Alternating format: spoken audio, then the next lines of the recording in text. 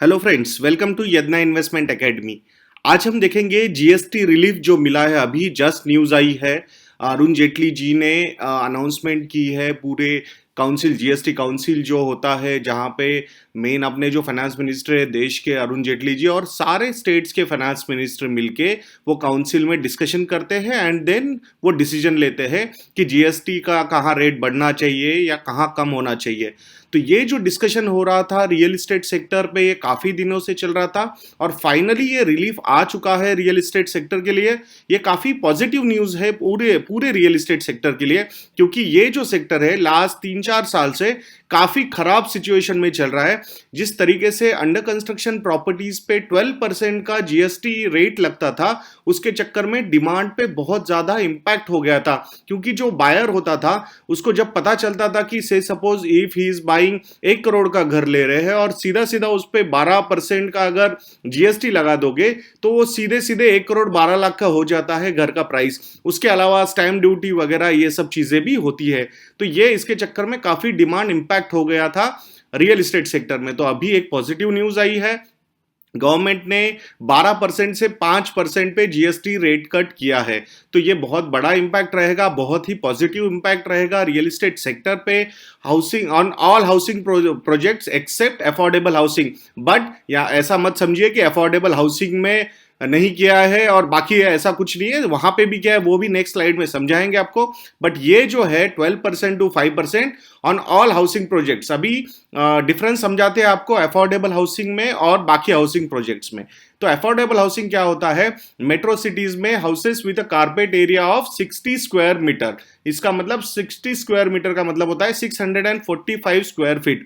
इसके नीचे वाले जो भी घर है वो अफोर्डेबल हाउसिंग में माने जाएंगे।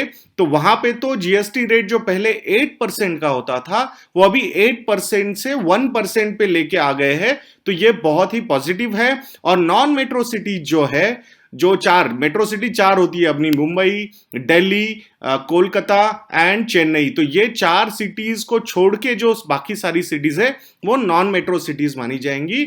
और वहां पे houses with a carpet area up to 90 square metre, यानी 960 स्क्वायर फीट। ये कारपेट एरिया के बारे में उन्होंने क्लैरिफिकेशन दिया है। इसका मतलब जो सुपर बिल्टअप वगैरह होगा वो उससे भी ज्यादा हो सकता है। तो ये बहुत ही पॉजिटिव न्यूज है। तो नॉर्मल विदाउट अफोर्डेबल हाउसिंग वाले जो है उनका रेट कट हुआ है 12% से 5% पे, और जीएसटी रेट कट हुआ है for affordable housing from 8% to 1%। ये दोनों भी बहुत ही पॉजिटिव न्यूज है।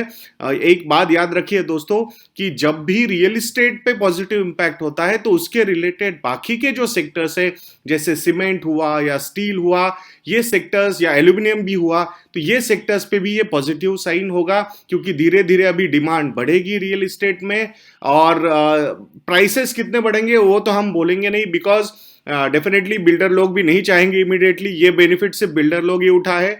तो प्राइसेस तो इमीडिएटली इंपैक्ट नहीं होंगे, बट डिमांड बढ़ेगी। तो डिमांड बढ़ेगी तो उसके जो एसोसिएटेड सेक्टर्स है, सीमेंट या एल्यूमिनियम या स्टील, ये सेक्टर्स पे भी काफी पॉजिटिव इंपैक्ट रह सकता है। तो ये बहुत ही आफ्टर लॉट ऑफ डिस्कशंस ये चीज अनाउंस हुई है। तो कॉन्ग्रेचुलेशंस टू ऑल। तो इससे इंपैक्ट होने वाले और डायरेक्ट इंपैक्ट के कौन से स्टॉक्स हो सकते हैं?